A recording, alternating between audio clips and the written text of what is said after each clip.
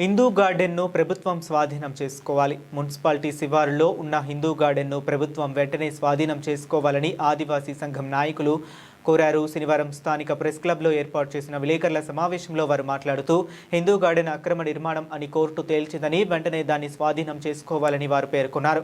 బండి సదానందం అనే వ్యక్తి సాదా బైనామాలు సృష్టించి అక్రమంగా ఆ ఫంక్షన్ హాల్ నిర్మించారని వారు పేర్కొన్నారు. 2016 నుంచి ఇప్పటి వరకు ఐటీడీఏ కోర్టు అనంతరం హైకోర్టు ఇచ్చిన తీర్పు మేరకు ఆ స్థలం ఆదివాసీలకే చెందుతుందని వారు పేర్కొన్నారు. అది ఆదివాసీలకు చెందుతుందని తీర్పు ఇచ్చిందని వారు సూచించారు.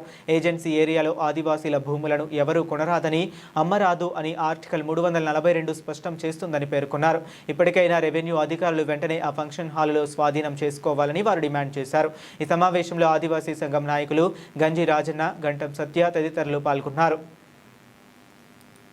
గురి చేసిన ప్రభుత్వ అధికారులకు కూడా భయభ్రాంతులకు గురి చేసినా కూడా మా యొక్క ఆదివాసీ సంఘాలు 9 తెగల సంఘాలు ఈరోజు ఈ యొక్క న్యాయం కోసం ఇక్కడ ఒక ఆదివాసికి న్యాయం జరిగిందని చెప్పేసి 9 తెగల వారు ఇక్కడికి నాయకులు రావడం జరిగింది. ఈ యొక్క హిందూ గార్డెన్ని తక్షణమే సోమవారం లేకుంటే మంగళవారం ఈ 2 రోజుల తక్షణమే మన ప్రభుత్వ ఆధీనంకి తీసుకోవాలని చెప్పేసి మన కలెక్టర్ గారి దగ్గరికి కూడా సోమవారం వెళ్ళడం జరుగుతుంది.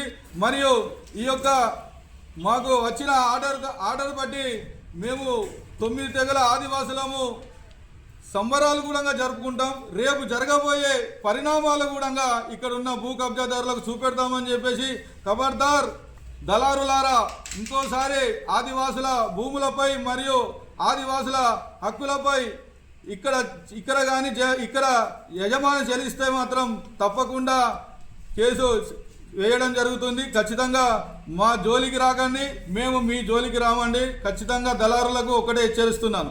జై ఆదివాసి, జై ఆదివాసి, జై కొమరం భీమ్, జై మతి రామచంద్ర.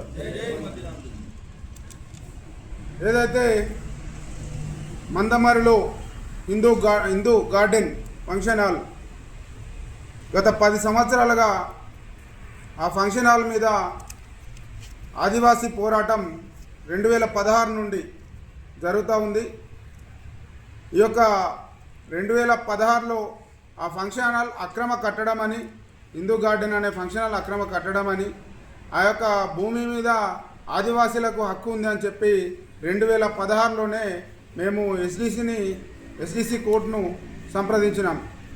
2016 నుండి ఇప్పటి వరకు దాదాపుగా ఎస్డిసి కోర్టు వారు 2 సార్లు ఏదైతే హిందూ గార్డెన్ భవనం ఉందో ఆ భవనం అక్రమ నిర్మాణం అని 2 సార్లు కూడా మనకు జడ్జిమెంట్ ఇవ్వడం జరిగింది.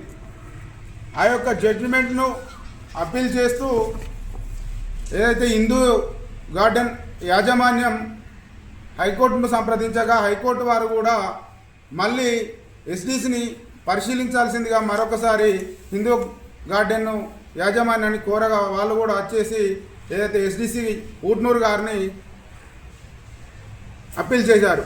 అప్పీల్ చేసినప్పుడు ఆ యొక్క ఊట్నూరు కోర్టు వారు మరి ఒకసారి వాయిదాలు వేస్తూ మా యొక్క వాదనను కూడా, మా పత్రాలను కూడా పరిశీలనలోకి తీసుకొని ఈ యొక్క కట్టడం అక్రమము, దీన్ని ఖచ్చితంగా మీరు ప్రభుత్వం ఆధీనంలో తీసుకోవాలని ఎస్డిసి గారి ఉత్తర్వులు ఇవ్వడం జరిగింది 2025లో. అయినా కానీ ఆ యొక్క హిందూ గార్డెన్ యాజమాన్యం మరొకసారి గౌరవ పిఓ కోర్టు అందు కూడా అప్పీల్ చేయడం జరిగింది. పిఓ కోర్టు అందు అప్పీల్ చేస్తూ మరొకసారి విచారించాల్సిందిగా కోరగా అప్పటికి కూడా ఆ యొక్క పిఓ కోర్టుగా వారు కూడా అతని యొక్క పరిశీలనను, అతని అప్పీల్ను కూడా పరిశీలించి మరొకసారి కూడా మాకు నోటీసులు ఇచ్చి వాయిదాలకు రమ్మని చెప్పడం జరిగింది. ఆ వాయిదాలలో కూడా మేము వెళ్ళి మా దగ్గర ఉన్నటువంటి పత్రాలు ఏవైతే ఉన్నాయో అవన్నీ కూడా మేము మరొకసారి పిఓ కోర్టులో సమర్పించడం జరిగింది. జరిగిన తర్వాత ఏదైతే గత నెల 28 తారీఖు నాడు పూర్తిగా ఇరుపక్షాల వాదన విన్న తర్వాత కోర్టు వారు 28 తారీఖు నాడు మాకు జడ్జిమెంటు ఇవ్వడం జరిగింది. ఆ జడ్జిమెంట్లో ఏమని ఉంది అంటే, ఆ యొక్క అప్పీల్దారుని యొక్క అప్పీల్ను మేము తిరస్కరిస్తూ ఉన్నాము. ఈ యొక్క అప్పీల్లో ఉన్న విధంగా ఇతను బండి సదానందం అనే వ్యక్తి 2 సార్లు సాదా బైనామా పేపర్ల మీద 2 డాక్యుమెంట్లు అప్పచెప్పడం జరిగింది. ఆ సాదా బైనామా పేపర్లు అవి కూడా తప్పుడు పత్రాలుగా ధృవీకరించుతున్నామని చెప్పి పిఓ కోర్టు వారు ఆ యొక్క తీర్మానించి వారి యొక్క అప్పీల్ను తిరస్కరించారు. ఆ తిరస్కరించిన సందర్భంలో మరి ఏదైతే ఎస్డీసీ గారు ఇచ్చినటువంటి ఉత్తర్వులను కొనసాగిస్తూ తక్షణమే ఈ యొక్క ఫంక్షన్ హాల్ను గవర్నమెంట్ ఆధీనం తీసుకోవాలని తహసీల్దార్ గారికి చెప్పడం జరిగింది ఆ యొక్క కోర్టు ఉత్తర్వులలో.